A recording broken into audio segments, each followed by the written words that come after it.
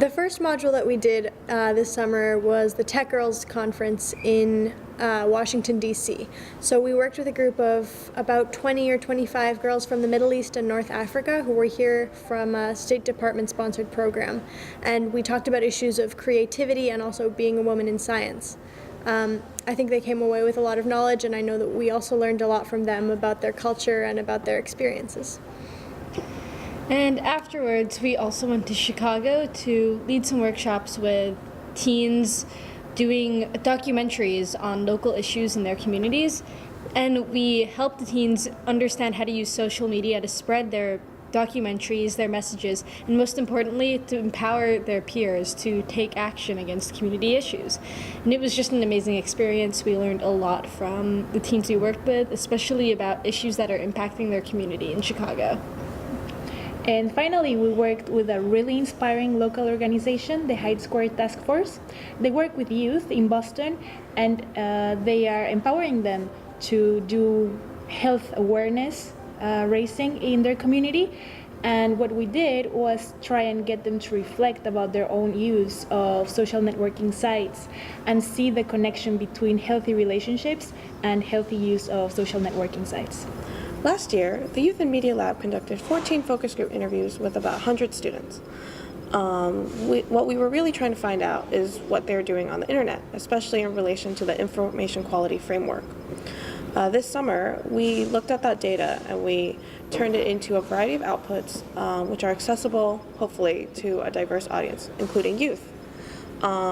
We've produced blog posts, infographics, videos, and a couple of research papers on topics such as self-regulation on the internet, youth and parental norms, Wikipedia in education, and copy and paste literacies. Great, so we're the IQ and News team. We started this summer with a blank slate, which was really awesome. And from there, we developed two projects. One is working with Policy Mike, consulting them. We looked at a lot of their data to find out who's using their site, how they're using it, and relations there. Then we also put together some meme research, a survey that's going to be going out soon, which is really exciting. It's pretty comprehensive, looking at memes as a form of social commentary and news for youth. And we're finishing up a paper. So that's the general summary, and Steven, want to talk a little more about some memes? Yeah, just the meme project is kind of like a new experimental research, and there hasn't been much research done on this area, but we're really excited to look at what's commonly seen as kind of inane or juvenile humor and try to show that kids really are engaging with news, and it is a form of civic engagement. And so we're really excited to really put out the survey and release this paper so that we can kind of like advance the discussion and really get a lot of good feedback. Yeah, great. The information quality and health team focus on the research questions of how young people search online health information, evaluate online health information, and also disseminate such information. We have 4 people in the team, and each one works on different expertise. For example, Dave is really an expert on survey design, so we collaborate in this way to design different outputs for future research purposes. The main outputs we have include a literature review on use and online health information, a survey questionnaire, and also focus group interview questions. And I hope to use this research IQ book project team leads, and we've been working on case studies on information quality, looking at how the notion of quality has changed as information's moved from analog spaces to digital spaces. And my case study is looking particularly at the idea of interoperability of information, how quality is heightened and challenged when we say we want information to be ubiquitous. Also, I did some focus groups looking at how young people who are either underemployed or unemployed or nearing the end of high school consider quality information when they're searching online and social media. I focused on a couple of different things. I looked at the passage of time and how, as time moves, you receive new information that sort of prompts you to return to old information assessments, using climate change as an example. And I also looked at how tools in this new digital age are sort of changing and helping to supplement or support different parts of the information quality process, which includes things like searching for information, evaluating, creating, and disseminating it. And then I worked on 2 case studies, which I've wrapped up. The first one is on the general top-level domain name change that ICANN has passed. And basically that's changing the infrastructure of the internet. So .com is no longer going to be just .com. There's not going to be 22 domain names. And it's going to change how people access information online. So there's individual level effects, there's organization level effects about branding, searching for quality and credible information.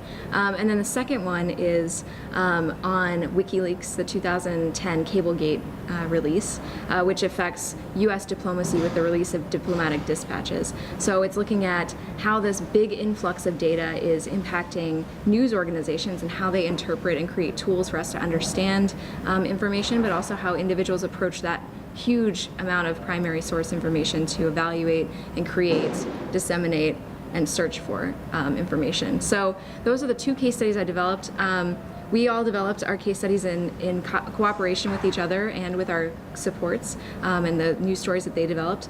The outputs are actually like about, papers, basically. So mine are about 10 pages and some are less. And then we're actually also producing blog posts to advertise and kind of get people salaciously interested in what we're writing. So yeah, we've produced a lot this summer. I feel good about it, and I think that our focus group outputs are going to be used well at Berkman. We've been working on a website that aims to raise awareness about fair use among middle and high school students.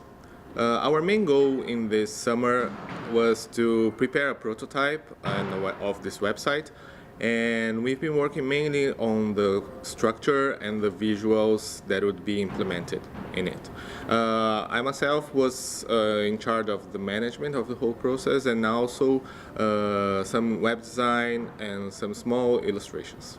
And Dave, he was in charge of the interactive design and also the main structure of this prototype.